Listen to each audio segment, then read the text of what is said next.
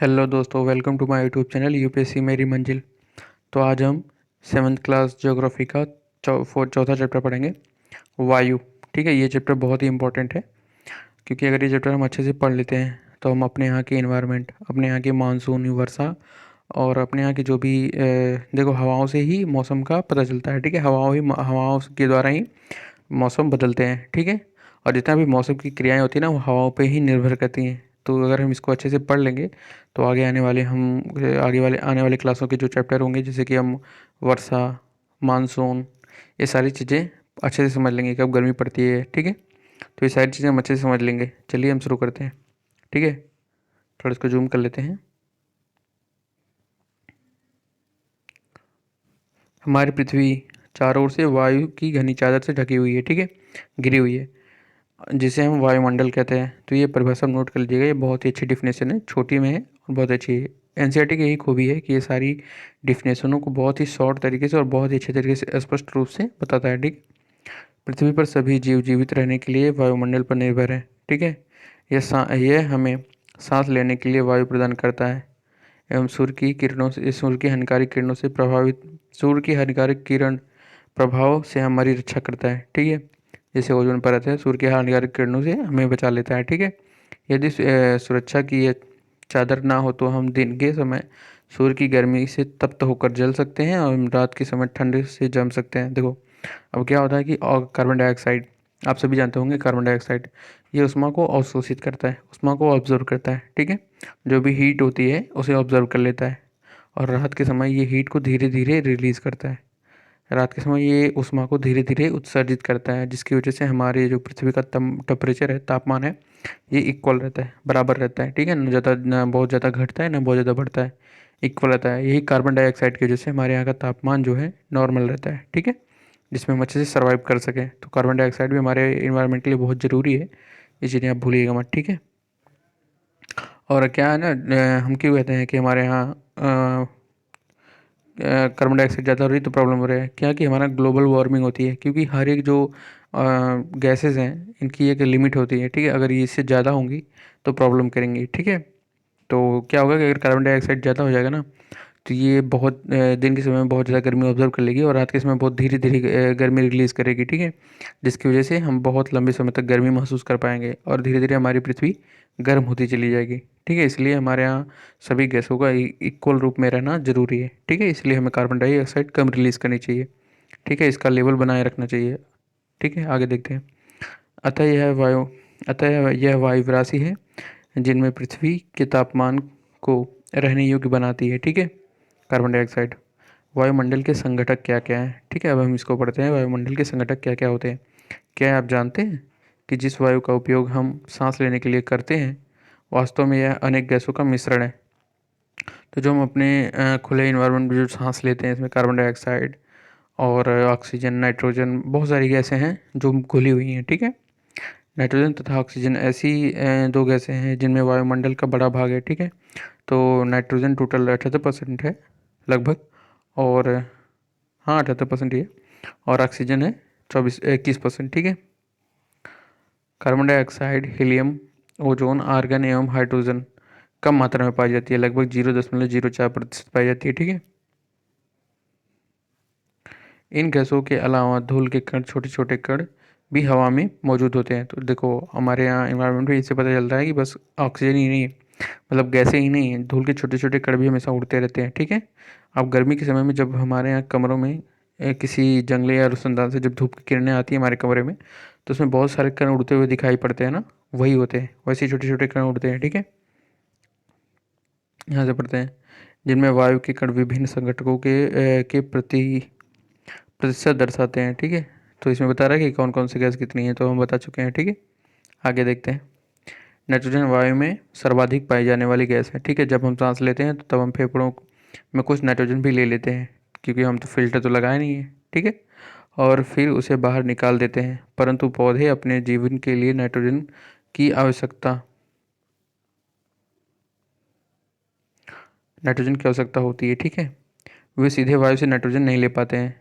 ठीक है, मृदा तथा कुछ पौधे पौधे की जड़ों में रहने वाले कुछ जीवाणु वायु से नाइट्रोजन लेके इसके इसके फलस्वरूप बदल देते हैं, किसमें, नाइट्रोजन बदल देते हैं, ठीक है, जिससे पौधे भी इसका प्रयोग कर सकते हैं। अब क्या करते हैं ना, पौधों के जड़ों में रहने वाले कुछ ऐसे कीट या कुछ ऐसे जानवर जो ऑक्सीजन मतलब हमारे एनवायरनमेंट से नाइट्रोजन लेके पौधों की जड़ों तक पहुंचाते हैं, ठीक है, जिससे पौधे भी अपने नाइट्रोजन की कमी को पूरा कर लेते हैं, ठीक है। ऑक्सीजन वायु में प्रचुर मात्रा में मिलने वाली दूसरी गैस है, ठीक है। मनुष्य तथा पशु सांस लेने के लिए ऑक्सीजन का प्रयोग करते हैं, ठीक है। हरे पादप प्रकाश संश्लेषण द्वारा ऑक्सीजन उत्पादित करते हैं। प्रकाश संश्लेषण क्रिया आप तो जानते ही हैं, आप बचपन से ही पढ़ते हैं प्रकाश संश्लेषण क्या होता है, ठीक है। इस प्रकार वायु में ऑक्सीजन की मात्रा समान बनी रहती है। यदि हम वृक्ष काटते हैं तो यह संतुलन बिगड़ जाता है, ठीक है। अगर यदि हम वृक्ष काटेंगे तो ऑक्सीजन कम मात्रा में निकलेगी और कार्बन डाइऑक्साइड बढ़ती चली जाएगी, क्योंकि पेड़ पौधे ही तो कार्बन डाइऑक्साइड खींचते हैं, और जब वही नहीं रहेंगे तो ऑक्सीजन भी नहीं निकलेगी और कार्बन डाइऑक्साइड बढ़ती चली जाएगी, ठीक है। Carbon dioxide sorry carbon dioxide अन्य महत्वपूर्ण गैस है, ठीक है। हरे पादप अपने भोजन के स्वरूप में कार्बन डाइऑक्साइड का प्रयोग करते हैं और ऑक्सीजन वापस देते हैं।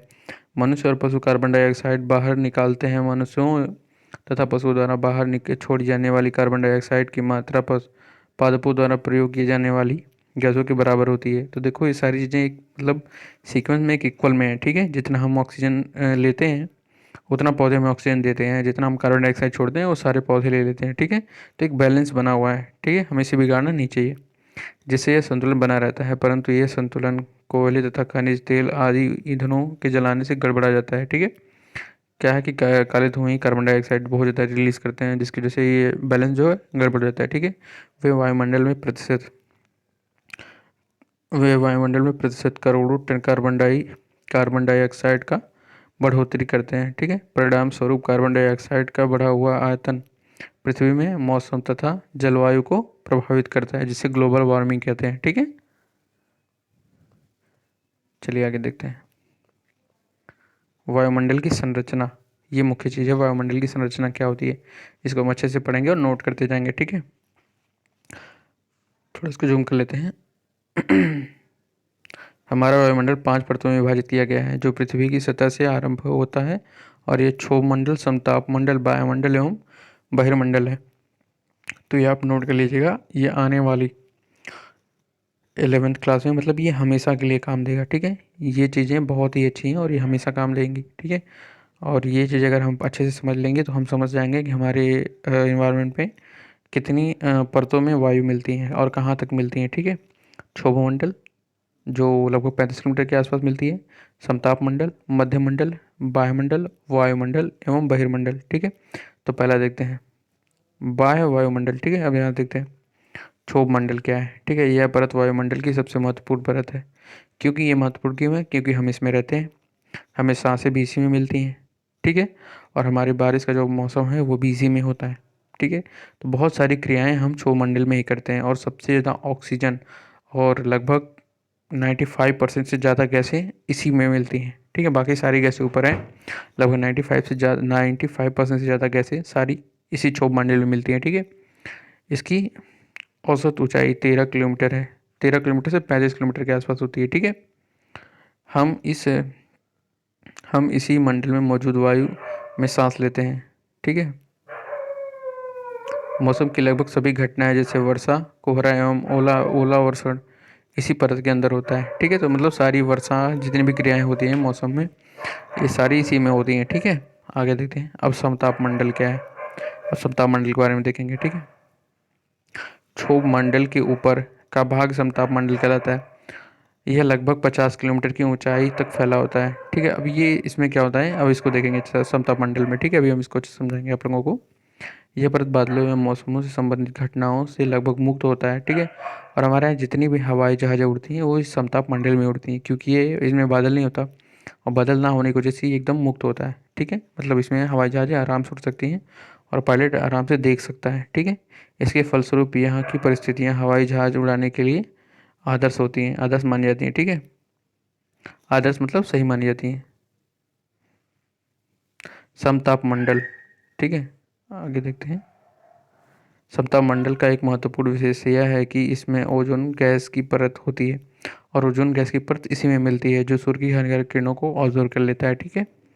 और इस परत में ऑक्सीजन सबसे हाई लेवल पे होता है, इसमें ऑक्सीजन बहुत ज़्यादा होता है, O3 होता है, ठीक है। यह परत सूर्य से आने वाली हानिकारक किरणों गैसों से हमारी रक्षा करता है, ठीक है। उसके बाद आता है मध्यमंडल, ठीक है। मध्यमंडल क्या होता है? यह वायुमंडल की तीसरी परत है। यह समताप मंडल के ठीक ऊपर ही से यह लगभग 80 किलोमीटर तक ऊंचाई तक फैली रहती है, ठीक है। ये 50 किलोमीटर से 80 किलोमीटर, लगभग 30 किलोमीटर की चौड़ाई होती, लंबाई होती, चौड़ाई होती है, ठीक है। 80 किलोमीटर तक ऊंचाई तक फैली होती है। अंतरिक्ष में प्रवेश करने वाला उल्का पिंड इस परत में आने पर जल जाता है, ठीक है। जब उल्का पिंड इस परत में प्रवेश करता है ना, तो इसके वायु के घर्षण की वजह से वो जल जाता है, ठीक है। ये भी बहुत महत्वपूर्ण है परत, ठीक है। ये है वायुमंडल। बाह्य वायुमंडल में बढ़ती ऊंचाई के साथ साथ तापमान अत्यधिक तीव्रता से बढ़ता है। अभी इसके बारे में बताएंगे कि तापमान कब बढ़ता है कब घटता है, अच्छे तरीके से आप लोग समझ लीजिएगा, इसमें नहीं दिया गया है पर मैं जानता हूँ आप लोगों को यही समझा दूंगा, ठीक है। आयतन, अत्यधिक तापमान तीव्रता से बढ़ता है, ठीक है। आयन मंडल इस परत का एक भाग है आयन मंडल, ठीक है। यह 80 से 400 किलोमीटर तक फैला हुआ है, मतलब सबसे ज़्यादा ये फैला हुआ है, ठीक है। रेडियो संचार रेडियो संचार के लिए इस परत का उपयोग होता है, ठीक है। मतलब हमारे अंतरिक्ष जो सेटेलाइट है वो यहीं पे रहती हैं, ठीक है। वास्तव में पृथ्वी से प्रसारित रेडियो तरंगे इस परत द्वारा पुनः पृथ्वी पर परिवर्तित कर दी जाती हैं, ठीक है। अब आखिरी है बहिर्मंडल, ठीक है। वायुमंडल की सबसे ऊपरी परत में बहिर्मंडल का नाम आ जाता है, ठीक है। यह वायु की पहली परत है, यह वायु की पतली परत होती है। हल्की गैस जैसे कि हीलियम एवं हाइड्रोजन यही अंतरिक्ष में तैरती रहती हैं, ठीक है। अब हम इसको समझा दें आप लोगों को, ठीक है, दिखा दें आप लोगों को। ये है, ठीक है। देखिए, पहला ये 10 किलोमीटर तक इम्पोर्टेंट है, ठीक है। हम यहीं पे रहते हैं क्षोभ मंडल में, ठीक है। क्षोभ मंडल में रहते हैं तो हमें यहाँ पे ऑक्सीजन मिल जाती है, कार्बन डाइऑक्साइड मिल जाती है, यहाँ पे मतलब सारी गैसें लगभग 95% गैस यहीं पे मौजूद होती है, ठीक है। और क्या है ना कि हम जैसे जैसे ऊपर बढ़ते हैं, ठीक है, लगभग 150 मीटर हम जैसे ऊपर बढ़ते हैं तो लगभग 1%, 1 पॉइंट टेम्परेचर बढ़ता है, आई मीन घटता है, ठीक है। और ये कब तक घटता है? ये बहुत ज़्यादा ऊपर तक नहीं घटता, लगभग लगभग ये 100 किलोमीटर तक घटता है, ठीक है। उसके बाद टेम्परेचर बढ़ता है। तो क्या होता है ना कि देखो, स्टार्टिंग में जब हमारे यहाँ से जब गैसें उड़ती हैं, ठीक है, जब क्या कहते हैं कि ओ यार नाम याद नहीं आ रहा, जब हमारे यहाँ वाष्पीकरण होता है, हाँ सॉरी, जब हमारे यहाँ वाष्पीकरण होता है ना, तो ये वाष्पीकरण की वजह से जब पानी हवाएं गर्म होकर ऊपर उठती हैं, तो ये जैसे जैसे ऊपर उठती है ना, यहाँ क्षोभ मंडल में ठंडी हो जाती हैं और क्षोभ मंडल में बादल का रूप ले लेती हैं, ठीक है। और जैसे ये ठंडी होती चली जाती है, फिर यहाँ पे ठंड होने की वजह से बारिश करती हैं। इसके ऊपर क्या होता है ना, इसके ऊपर थोड़ी गर्म होता है, इस क्षोभ मंडल के ऊपर थोड़ी सी गर्मी होती है, जिसकी वजह से यहाँ का मौसम जो है एकदम पूरा खाली होता है, ठीक है। ये खाली होने की वजह से यहाँ पे सिर्फ ऑक्सीजन रहती है, ओजोन ओजोन की परत मिलती है, ठीक है। और इसकी वजह से खाली होने की वजह से यहाँ पे हवाई जहाज उड़ती है। अब क्षोभ मंडल के ऊपर होता है समताप मंडल, ठीक है। यहाँ पे भी थोड़ी सी ठंडी होती है, इस परत के पीछे ये परत थोड़ी ठंडी होती है, इसलिए कभी कभी हम देखते हैं ना आसमान में एकदम साफ बादल होता है ऊपर, एकदम ऊपर। तो ये बादल बारिश वाले नहीं होते, क्योंकि जब क्षोभ मंडल से गैसें ऊपर उड़ जाती हैं, ठीक है, यहाँ पे नहीं रुक पाती। यहाँ से जब गैसें ऊपर उड़ जाती हैं तो ये तो गर्म, और यहाँ पे गर्म हवाएं हैं, और गर्म हवाओं की वजह से ये सीधे यहाँ पे आ जाती हैं, ठीक है। और यहाँ पे आके ठंडी हो जाती हैं, और ठंड होने की वजह से यहाँ पे ये बादल का रूप ले लेती हैं, और ये बादल बारिश नहीं करते, ठीक है। इसके बाद है मध्यमंडल, जिसमें उल्का पिंड आके जल जाते हैं घर्षण की वजह से, ठीक है। और उसके बाद है बाह्य वायुमंडल, फिर बहिर्मंडल। बाह्य वायुमंडल में हमारे सेटेलाइट्स रहते हैं, और बहिर्मंडल में कुछ नहीं रहता, ठीक है। तो आई होप कि आप लोग अच्छे से समझ गए होंगे, ठीक है। अब यहाँ से देखते हैं मौसम एवं जलवायु। अब जलवायु क्या है? अगर आप लोगों ने वायु को अच्छे से समझ लिया होगा तो जलवायु भी समझ लेंगे, ठीक है। ये हम अच्छे से आप लोगों को समझाने की कोशिश करेंगे, आप लोग बस ध्यान से पढ़ते रहिए, ठीक है। क्या आज वर्षा होगी? क्या आज दिन साफ होगा और धूप निकलेगी? कितनी ही बार हम क्रिकेट प्रेमियों के मुंह से एक दिवसीय मैच के भविष्य पर अनुमान लगाते हैं, सुने हैं।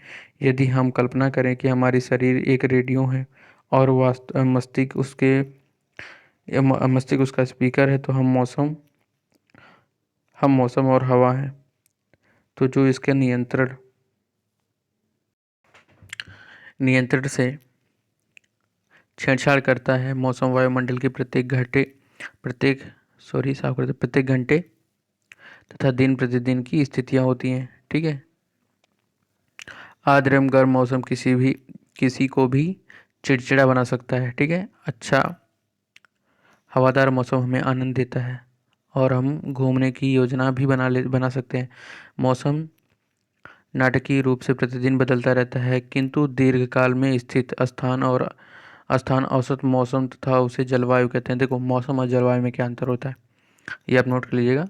जो जलवायु होती है, ये लगभग 35 वर्षों का औसतम मान होता है। ठीक है। और मौसम डेली प्रतिदिन ही बदलता रहता है। ठीक है। तो यहाँ से हम नोट कर सकते हैं कहाँ पे, मतलब मौसम डेली बदलता रहता है और जलवायु लगभग बहुत लंबे समय, लगभग 35 वर्ष के औसतन मान को जलवायु कहते हैं। ठीक है। क्या अब आप समझ गए हैं कि मौसम का दैनिक पूर्वानुमान क्या करते हैं। ठीक है। अब टेम्परेचर, तापमान के बारे में थोड़ा पढ़ते हैं। ठीक है। आप प्रतिदिन जिस तापमान का अनुभव करते हैं वह वायुमंडल का तापमान होता है। वायु में मौजूद ताप एवं शीतलता शीतलता परिणाम को ही तापमान कहते हैं। ठीक है। तो ये चीज़ आप नोट कर लीजिएगा, शीतलता परिणाम को ही तापमान कहते हैं। ठीक है। वायुमंडल का तापमान केवल दिन और रात में ही नहीं बदलता, बल्कि ऋतुओं के अनुसार भी बदलता रहता है। शीत ऋतु की अपेक्षा ग्रीष्म ऋतु में ज़्यादा गर्मी होती है। ठीक है। तो आप लोगों को पता है गर्मी क्यों बढ़ती है, गर्मी क्यों आती है, ठंड क्यों आती है, ये हम अब 6 क्लास की ज्योग्राफी में अच्छे तरीके से समझा चुके हैं। ठीक है। आगे देखते हैं। आतपन एक महत्वपूर्ण कारक है। ठीक है। आतपन क्या होता है देखते हैं। जो तापमान के वितरण को प्रभावित करता है। सूर्य से आने वाली वह ऊर्जा जिसे पृथ्वी रोक लेती है, आतपन कहलाती है। ठीक है। क्या है? सूर्य से आने वाली वह ऊर्जा जिसे पृथ्वी रोक लेती है उसे आतपन कहते हैं। अब पृथ्वी कौन सी ऊर्जा रोक लेती है? Carbon dioxide. जो सूर्य की किरणें आती हैं, जो उसकी ऊर्जा को ऑब्जर्व कर लेता है, उसी को आतपन ऊर्जा कहते हैं। ठीक है। और ये ऑब्जर्व अगर ना करें तो हम ठंड से रात में मर जाएंगे। ठीक है। आगे देखते हैं।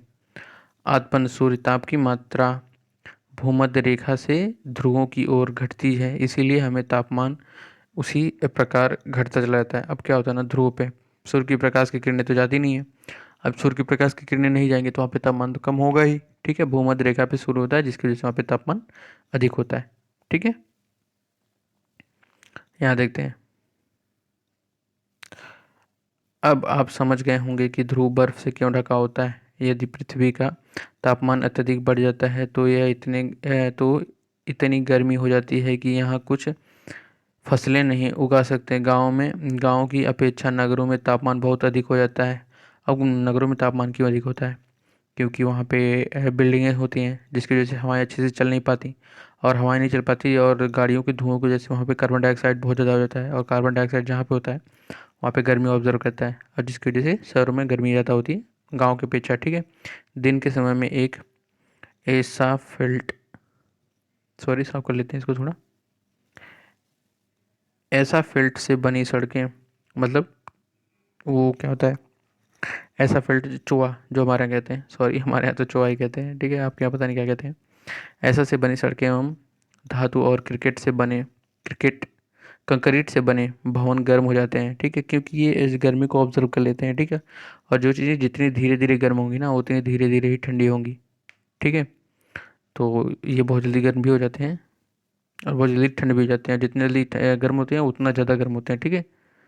रात के समय में यह ऊष्मा मुक्त हो जाती है। नगर के भीड़ भाड़ वाले ऊंचे भवन गर्म वायु को रोक लेते हैं, जिससे नगरों में तापमान बढ़ जाता है। अब गांव में शहरों में क्या होता है बेसिकली, जब धीरे धीरे गर्मी बढ़ती है, जैसे सूर्य की प्रकाश किरणें मकानों में पड़ता है तो मकान गर्म हो जाते हैं, और हवाएं मकान के अंदर भी गर्म हो जाती हैं, और बाहर जो रोड होते हैं वहाँ पे भी गर्मी हो जाती है, क्योंकि ठंडी हवाएं तो वहाँ पे चल नहीं पाती, क्योंकि बिल्डिंगें बाहर ही रोक लेती हैं ठंडी हवाओं को। ठीक है। और धीरे धीरे वहाँ का टेम्परेचर बढ़ जाता है।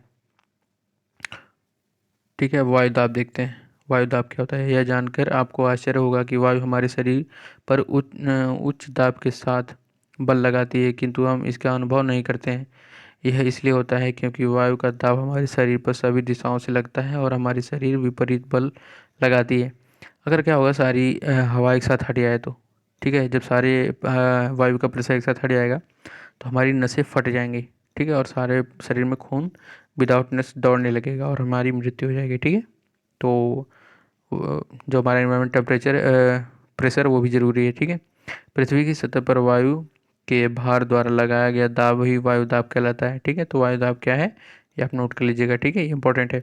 वायुमंडल में ऊपर की ओर जाने पर दाब तेज़ी से गिरने लगता है, ठीक है। जैसे जैसे हम ऊपर जाते हैं दाब तेज़ी से गिरने लगता है, क्योंकि आपको पता, हमने बताया ना अभी कि लगभग नीचे ही क्षोभमंडल में ही लगभग 95% जो वायु है यहीं पे रहती हैं, बाकी ऊपर सारी हल्की हवाएं रहती हैं, ठीक है। समुद्र के स्तर पर वायु दाब सर्वाधिक होता है, क्योंकि समुद्र में हवाओं में आर्द्रता होती है। आर्द्रता होने की वजह से वो ज़्यादा भारी हो जाती हैं, ठीक है, और ऊंचाई पर जाने पर यह घटती जाती हैं, ठीक है, क्योंकि आर्द्रता कम होती जाती है। वायु दाब का क्षैतिज वितरण किसी स्थान पर उपस्थित वायु के ताप द्वारा प्रभावित होता है। क्षैतिज वितरण क्या होता है, मतलब तिरछा, ठीक है। क्षैतिज दिशा में वितरण जो होता है किसी स्थान पर उपस्थित वायु के ताप द्वारा प्रभावित होता है। जहाँ पे जितनी ज़्यादा ताप होगा वहाँ की हवाएं उतनी ठंडी होंगी, अगर मतलब जहाँ पे जितना ज़्यादा ताप होगा वहाँ की हवाएं उतने कम होंगी, और कम हवाएं होने की वजह से वहाँ पे वायु का जो दबाव है कम होगा, ठीक है। अधिक तापमान वाले क्षेत्रों में वायु गर्म होकर ऊपर उड़ जाती हैं, यानी निम्न दाब क्षेत्र बनता है, ठीक है। और निम्न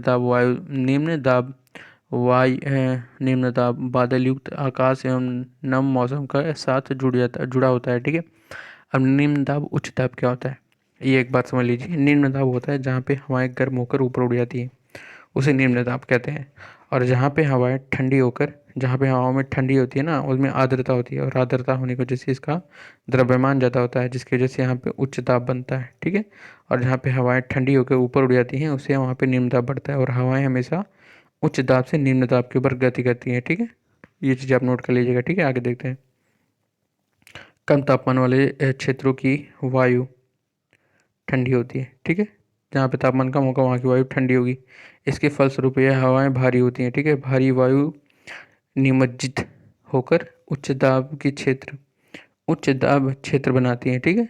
और उच्च दाब के कारण अस्पष्ट एवं स्वच्छ आकाश होता है, ठीक है। जहाँ पे हवाओं में भार होगा और उच्च दाब बनेगा वहाँ पे बादल का निर्माण नहीं होगा, क्योंकि जहाँ पे हवाएं गर्म होकर ऊपर उड़ती हैं वहीं पे बादल का निर्माण होता है। जहाँ पे हवाएं ठंड होकर उच्च दाब बनाएंगी वहाँ पे बादल हवाएं तो ऊपर उड़ेंगी नहीं, और हवा जब ऊपर नहीं उड़ेंगी तो बादल का निर्माण नहीं होगा, आसमान स्वच्छ साफ रहेगा, ठीक है। वायु सदैव उच्च दाब क्षेत्र से निम्न दाब क्षेत्र की ओर गमन करती हैं, ठीक है। ये चीज़ आप नोट कर लीजिएगा। अब पढ़ते हैं पवन। पवन क्या है, आप लोग सोचते होंगे वायु पवन में कोई अंतर नहीं है, अभी पता चल जाएगा कि क्या अंतर है, ठीक है। उच्च दाब क्षेत्र से निम्न दाब क्षेत्र की ओर वायु गति करती है, ठीक है, पवन कहते हैं, ठीक है। मतलब जब हवाएं गति करती हैं, ठीक है, एक स्थान दूसरे स्थान, तो उसे पवन कहते हैं, ठीक है। आप पवन को काम करते देख सकते हैं। पवन क्या है, पवन पवन क्या काम करता है, जब पवन चलता है तो पवन चक्की भी घूमती है ना। जब यह सड़क पर गिरी पत्तियों को उड़ाती है अथवा तूफान के समय में पेड़ों को उखाड़ देती है, तब कभी कभी जब पवन धीरे धीरे बहती है तो आप इसे महीन धूल या धुएं को उड़ाते हुए देख सकते हैं, ठीक है। ये काम भी करती है। कभी कभी पवन इतनी तेज आती है कि इसके विपरीत दिशा में चलना कठिन हो जाता है। आप अवश्य अनुभव किए होंगे कि तेज पवन में छाता लेकर जाना आसान नहीं है। तीन अन्य उदाहरण सोचिए, और जब तेज पवन के कारण आपके लिए समस्या उत्पन्न होती है। वो पवन के मुख्यतः तीन प्रकारों में विभाजित किया जा सकता है। पवन को कितने मुख्यतः तीन प्रकारों में विभाजित किया जा सकता है, ठीक है। ये देख लेते हैं, अभी हम ये सारी चीज़ें देखेंगे बारी बारी से, ठीक है। पहले आगे पढ़ लेते हैं। अस्थाई पौने, मौसमी पौने और स्थानीय पौने, ठीक है। ये बहुत ही इंपॉर्टेंट है, अभी हम इसको अच्छे तरीके से समझाएंगे आप लोगों को।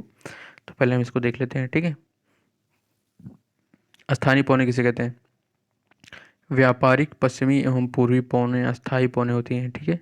ये वर्ष भर लगातार निश्चित दिशा में चलती रहती हैं। तो इसको फिर से ध्यान से पढ़िए, सुनिए। व्यापारिक पश्चिमी एवं पूर्वी पौने अस्थाई पौने होती हैं, ठीक है। ये वर्ष भर लगातार निश्चित दिशा में चलती हैं। तो क्या है, इसको हम दिखाते हैं, यहाँ पे आइए आप लोगों को।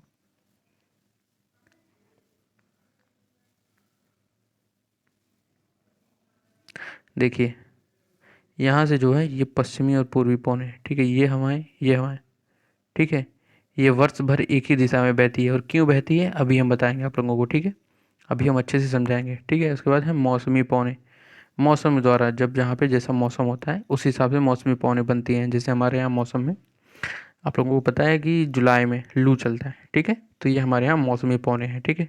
उदाहरण के लिए भारत में मानसूनी पौने, ठीक है, ये हमारे यहाँ अपनी दिशा बदलती रहती हैं। उदाहरण के लिए भारत में मानसूनी पौने, तो जब हमारे यहाँ मानसून आता है, मानसून क्यों आता है हमने पिछली वीडियो में बता दिया था आप लोगों को, ठीक है। और इसमें बता रहा है कि मानसूनी पौने मतलब मौसमी पौने, मौसम के अनुसार मानसूनी पौने चलती हैं, ठीक है। फिर अस्थायी पौने, ये वे पौने हैं जो किसी छोटे से क्षेत्र में वर्ष या दिन के किसी भी विशेष समय में चलती हैं। उदाहरण के लिए स्थल एवं समुद्री समीर, ठीक है, मतलब समुद्र में जो हवाएं चलती हैं उसे कहते हैं, ठीक है, स्थानीय पौने।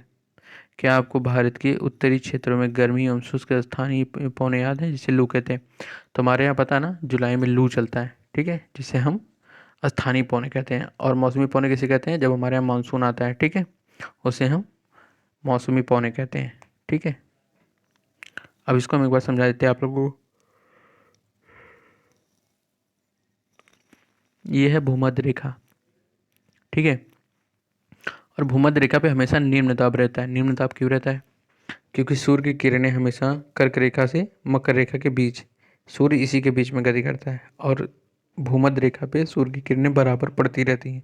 और जहाँ पे सूर्य की किरणें बराबर पड़ेंगी वहाँ पे गर्मी ज़्यादा होगी, और जहाँ पे गर्मी ज़्यादा होगी वहाँ पे हवाएं हमेशा उड़ती रहेंगी ऊपर की तरफ, ऊर्ध्वाधर, ठीक है। और जब हवाएं ऊपर उड़ेंगी तो ऊपर बादल बनेगा, जब बादल बनेगा तो वहाँ पे हमेशा बारिश होगी। मतलब यहाँ पे दिन में हर दिन लगभग 2 बजे से बारिश होने लगती है, ठीक है। और जब यहाँ पे बारिश होगी तो उमस होगी, और उमस होगी तो वाष्पीकरण होगा, वाष्पीकरण होगा तो फिर से हवाएं ऊपर उठेंगी, वाष्पीकरण की वजह से हवाएं ऊपर उठेंगी, और वहाँ पे तापमान गर्म होगा, गर्म होकर फिर ऊपर उठेगा तो फिर बादल बनेगा, ठीक है। इसलिए यहाँ पे हमेशा मतलब डेली बारिश होती रहती है, ठीक है। उसके बाद ये है कर्क रेखा पे, ठीक है, हमारा भारत जहाँ पे है, ठीक है, उपोष्ण उच्च दाब। और यहाँ पे क्या होता है ना, हमारे यहाँ मौसम 4 भागों में बट गया है, ठीक है। गर्मी, बरसात, बसंत, ठीक है, और सर्दी। तो क्या होता है, हमारे यहाँ जब गर्मी होती है तो हमारे यहाँ गर्मियों में टेम्परेचर ज़्यादा होता है, और टेम्परेचर ज़्यादा होने की वजह से हवाएं ऊपर उठती हैं। हवाएं ऊपर उड़ने की वजह से जब यहाँ से हवाएं ऊपर उठ जाती हैं तो यहाँ पे बनता है निम्न दाब, और उस समय यहाँ पे पड़ती है ठंड, और यहाँ पे ठंड पड़ने की वजह से यहाँ पे बनता है उच्च दाब, और हवाएं यहाँ से यहाँ चलती हैं, ठीक है। और यहाँ से यहाँ चलने की वजह से ये समुद्र से होकर आती हैं, समुद्र से होकर आने की वजह से इसमें आर्द्रता और बढ़ जाती है, जिसकी वजह से हमारे यहाँ होती है मानसूनी बारिश, ठीक है। ये चीज़ें आपको अच्छे से समझ में आ गई होंगी, ठीक है। अब आगे बढ़ते हैं, आगे बढ़ते हैं, ठीक है, सॉरी। चक्रवाती प्रवृत्ति आप लोग पढ़ लीजिए, इसमें कुछ खास इंपॉर्टेंट नहीं है, ठीक है। अब पढ़ते हैं हम आर्द्रता। आर्द्रता क्या होती है और आर्द्रता कब आती है, ठीक है। एक बार हम आप लोगों को एक बार सीक्वेंस में बता देते हैं आर्द्रता क्या होती है। आर्द्रता वो चीज़ है कि जब हमारे यहाँ हवाएं चलती हैं उच्च दाब से निम्न दाब की ओर, ठीक है। तो हमारे यहाँ क्या है ना कि जब ऑस्ट्रेलिया और अफ्रीका से जब हवाएं हमारे यहाँ भारत में आती हैं, ठीक है, तो ये समुद्र से होकर आती हैं। और आप लोगों को पता है कि समुद्र में हमेशा वाष्पीकरण होता रहता है। वाष्पीकरण की वजह से जो हवाओं के जो पानियों के कण ऊपर उठते हैं और ये हवाओं में मिलते हैं, और आप लोगों को पता है कि जैसे जैसे ऊपर उठते हैं टेम्परेचर घटता है। टेम्परेचर घटने की वजह से ये हवाओं में मिल जाता है। हवाओं में पानी के छोटे छोटे कण मिलने की वजह से इनमें आर्द्रता बढ़ने लगती है, मतलब पानी की जो लिमिट है वो बढ़ने लगती है, ठीक है। जिसकी वजह से ये हवाएं और भारी हो जाती हैं, ठीक है। इनमें आर्द्रता आने की वजह से ये और भारी हो जाती हैं, ठीक है। इसी को कहते हैं आर्द्रता, ठीक है। इनमें नमी बढ़ जाती है, आर्द्रता मतलब नमी, ठीक है। जब जल पृथ्वी एवं विभिन्न जलाशयों से वाष्पित होता है तो यह जलवाष्प बन जाता है, ठीक है। वायु में किसी भी समय जलवाष्प की मात्रा को आर्द्रता कहते हैं, ठीक है। तो जब भी वायु में जलवाष्प मिल जाएगा उसे उसकी आर्द्रता कहेंगे, ठीक है।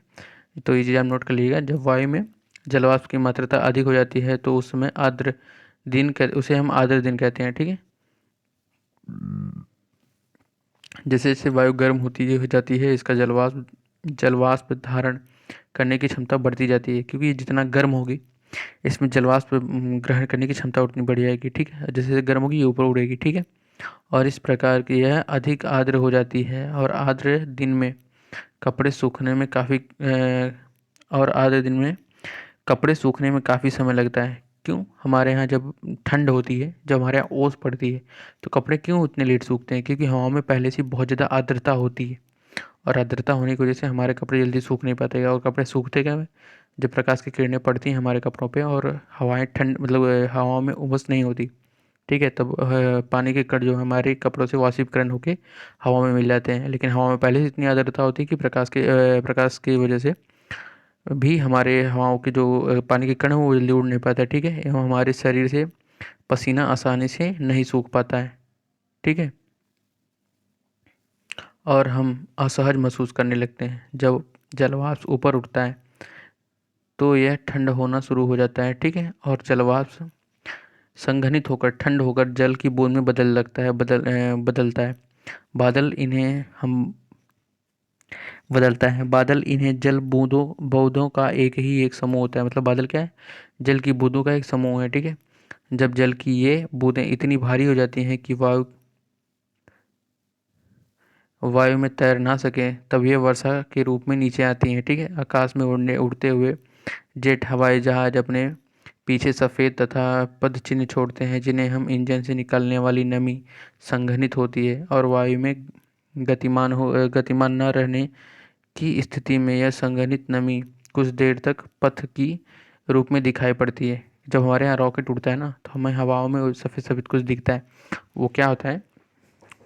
वो गैसें होती हैं, ठीक है, जो वायु में ऊपर ठंड होकर संघनित हो जाती हैं, ठीक है, और कुछ देर तक हमें दिखाई देती हैं।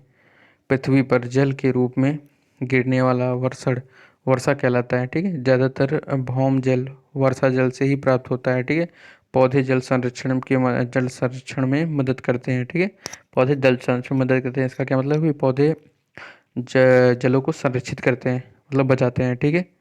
जब पहाड़ी पर्वतों में से सॉरी जब पहाड़ी पार्श्वों से पेड़ कट जाते हैं तो वर्षा जल अनवरत पहाड़ों में नीचे बहने लगती है और निचले इलाकों में बाढ़ का कारण बनती है, ठीक है। क्रियाविधि के आधार पर वर्षा तीन प्रकार की होती है, ठीक है। तीन प्रकार से होती है: संवहन वर्षा, पर्वतीय वर्षा एवं चक्रवाती वर्षा। तो संवहन वर्षा क्या होती है, पर्वतीय वर्षा क्या होती है, चक्रवाती वर्षा क्या होती है?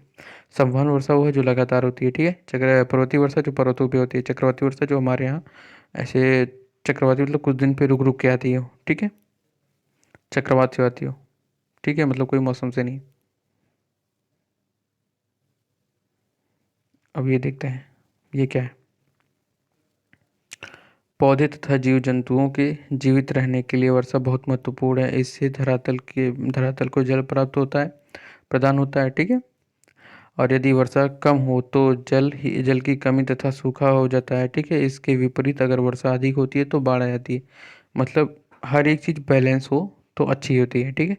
ऑक्सीजन, कार्बन डाइऑक्साइड, नाइट्रोजन, जितनी भी गैसें हैं अगर इक्वल में हो, मतलब बराबर हो, एक लिमिट में हो, ठीक है, एक बैलेंस में हो तो हमें सही है। अगर किसी भी चीज़ का बैलेंस गड़बड़ाता है, ठीक है, किसी भी चीज़ का हमारे पर्सनल लाइफ में भी अगर किसी चीज़ का बैलेंस गड़बड़ाता है तो हमारी लाइफ में प्रॉब्लम क्रिएट होती हैं, ठीक है। तो ये चैप्टर यहीं पे समाप्त होता है, और आप लोगों को कुछ चीज़ें मैं बता दूं जो चीज़ें छूट गई हैं, ठीक है। ये चीज़ें ये चीज़ें इंपॉर्टेंट होती हैं, ठीक है, तो इनको मैं पढ़ा नहीं। कार्बन डाइऑक्साइड वायुमंडल में फैलकर पृथ्वी के विपरीत ऊष्मा को पृथ्वी पर रोककर ग्रीन हाउस प्रभाव का प्रभाव पैदा करती है। ग्रीन हाउस प्रभाव क्या होता है? आप लोगों ने देखा होगा ना, पौधों को अक्सर अब इस टाइम पे क्या होता है कि पौधों के ऊपर हरी हरी चादर लगा दी जाती है, ठीक है। जहाँ खेती होती है उस पर हरी हरी चादर लगा दी जाती है। तो ये क्यों लगता है?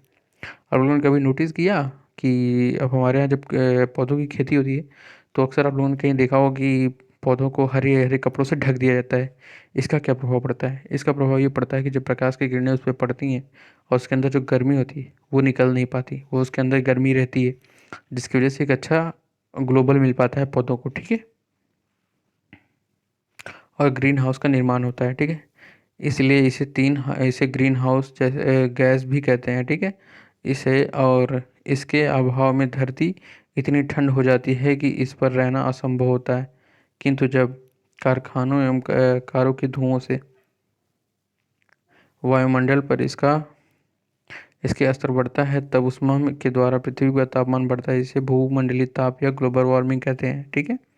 तो ये चीज़ें मैं आप लोगों को अच्छी तरीके से समझा चुका हूँ, ठीक है। आगे देखते हैं। कुछ ऐसी चीज़ें नहीं, मैं ये चीज़ आपको समझाते चला चला हूँ, ठीक है। जब वायु गर्म होती हैं तो फैलती हैं, ठीक है, और हल्की होकर ऊपर उड़ती हैं, ठीक है। ठंडी वायु सघन सघन और भारी होती हैं, इसलिए इन्हें नीचे रहने की प्रवृत्ति होती है। गर्म वायु के ऊपर उड़ने पर आसपास के क्षेत्रों में ठंडी वायु रिक्त स्थान को भरने के लिए वहां आ जाती हैं, ठीक है। इस प्रकार की वायु चक्र चलता है। देखो अब हम क्या बता रहे हैं ना, जैसे कि मान लो कि ये कोई क्षेत्र है, ठीक है, और यहाँ पे ये वायु है, ठीक है, ये गर्म वायु है। और ये गर्म वायु होने की वजह से, और ये इसने बताया कि गर्म वायु होती है तो फैलती हैं, और जब फैलने की वजह से ये ऊपर उड़ती हैं, ठीक है। और जब ये ऊपर उठ जाएंगी तो यहाँ से ऊपर उठ जाने की वजह से यहाँ पे जगहें खाली हो जाएंगी, ठीक है। और जब ये जगहें खाली हो जाएंगी तो जो आर्द्र जलवायु है, ठीक है, उनमें भारी होता है, ये पूरी भरी हुई होती है, ठीक है। और भरी हुई होने की वजह से यहाँ पे ये आ जाएंगे। आई बस समझ में। चलो आगे देखते हैं। इसमें कुछ खास तो है नहीं, ठीक है। हमने सोचा कुछ छूट गया होगा खास, बट ऐसा कुछ है नहीं, ठीक है। स्थानीय समाचार पत्र से, ये तो अब क्या बताएं, इसमें कुछ खास है नहीं, ये देख लेते हैं कि ये जानकारी अच्छी है, ठीक है। यह जानकर आपको आश्चर्य होगा कि पृथ्वी पृथ्वी सूर्य की ऊर्जा से लगभग 2% यूज करती है, ठीक है। तो इसका लगभग 2% ही हमें मिलता है। सोचो, सूर्य इतना प्रकाश उत्पन्न करता है जिसका हम बस 2% ही यूज करते हैं, ठीक है। ये चीज़ें हम आपको अच्छी तरह समझाते हैं, एक बार फिर से समझ लीजिए आप, ठीक है। वीडियो लंबी होती चली जाएगी पर कोई बात नहीं, हमारा काम है आप लोगों को अच्छे से समझाना, आप लोग अच्छे से समझ लीजिए, ठीक है। ये भूमध्य रेखा है, ये कर्क रेखा है, मकर रेखा है, और ये सूर्य यहीं पे रहता है, जिसकी वजह से भूमध्य रेखा पे सूर्य के प्रकाश की किरणें हमेशा बराबर पड़ती रहती हैं, जिसके यहाँ पे बहुत ज़्यादा बारिश होती है, और बहुत ज़्यादा गर्मी और बहुत ज़्यादा उष्मा भी यहीं पे उत्पन्न होती है, और उमस यहाँ पे हमेशा रहती है, ठीक है। ये उष्णकटिबंधीय क्षेत्र है, और उष्णकटिबंधीय क्षेत्र में यहाँ पे मौसमी बारिश होती है, ठीक है। मतलब यहाँ पे 4 महीने बारिश होंगी, ठीक है। और उपोष्णकटिबंधीय, और धीरे धीरे जैसे जैसे हम इधर जाएंगे ध्रुव क्षेत्र की ओर, यहाँ पे तापमान घटता जाएगा, तापमान घटने की वजह से बारिश भी कम होगी, और बारिश कम होने की वजह से यहाँ पे प्रकाश की किरणें भी कम पहुँचेंगी, और यहाँ पे प्रकाश की किरणें बहुत कम पड़ती हैं, जिसकी वजह से यहाँ पे हमेशा बर्फ रहती है, ठीक है। और हवाओं के बारे में बता दें, हवाएं क्यों इस दिशा में बहती हैं, ठीक है। ये हवाएं क्यों इधर बहती हैं, इधर, क्योंकि देखो यहाँ पे जो है हमेशा उच्च निम्न तापमान बनता है, जिसकी वजह से हवाएं हमेशा ऊपर उड़ती हैं। और इधर के क्षेत्र जो होते हैं ठंड होते हैं, ठंड होने की वजह से यहाँ पे आर्द्रता होती है, आर्द्रता होने की वजह से इन हवाओं में भार होता है, और ये उच्च दाब से निम्न दाब की ओर बहती हैं। तो यहाँ पे जब हवाएं ऊपर उड़ जाती हैं तो यहाँ की हवाएं यहाँ का जगह ले लेती हैं, ठीक है। और फिर यहाँ पे ये बीच में ना जगह होती है, ये इतनी जगह जो ये बीच में खाली जगह है, तो ये हवाएं जब ऊपर उड़ती हैं तो ये ऊपर उठने के बाद धीरे धीरे ठंडी हो जाती हैं। ठंडी होने की वजह से इनमें फिर भार आता है, और ये फिर इधर गिर जाती हैं, इस पे ये लगभग फिर गिर जाती हैं 35 साढ़े 35 अक्षांश पे, ये फिर से गिरने लगती हैं, और यहाँ से उठ के, मतलब यहाँ से उठ के ये यहाँ पे गिरती हैं, यहाँ से इधर, रुक जाइए थोड़ा सा आप बता देते हैं। ये यहाँ से उठती हैं, ठीक है। और ये इसके बीच में थोड़ी सी जगह होती है, 35.5 अक्षांश, लगभग 5.5 अक्षांश में यहाँ पे जगह होती है, 5.5 से 10 अक्षांश पे। ये हवाएं यहाँ से उठती हैं तो यहाँ पे गिरती हैं, गिरने की वजह से यहाँ पे ठंड होकर गिरती हैं, और ये फिर दवाएं फिर, मतलब हवाएं फिर इधर बहती हैं, ठीक है। एक्चुअली काफ़ी देर से बोलने की वजह से ना अब ज़बान भी फंसने लगी है, ठीक है। आई होप कि ये क्लास आपको अच्छे से समझ में आ गई होगी, और प्लीज़ आपको समझ में आ जाए तो प्लीज़ लाइक शेयर सब्सक्राइब करें, और अगर आपको कोई राय देनी है तो प्लीज़ कमेंट में ज़रूर राय दें। और आप अगर चाहते हैं तो कुछ, अगर आप अलग से चाहते हैं, कोई चीज़ें आपको नहीं समझ में आ रही है तो आप कमेंट करिए, हम उस पर भी वीडियो बनाएंगे, आपको अच्छे तरीके से समझाएंगे। और प्लीज़ लाइक से सब्सक्राइब करें। धन्यवाद।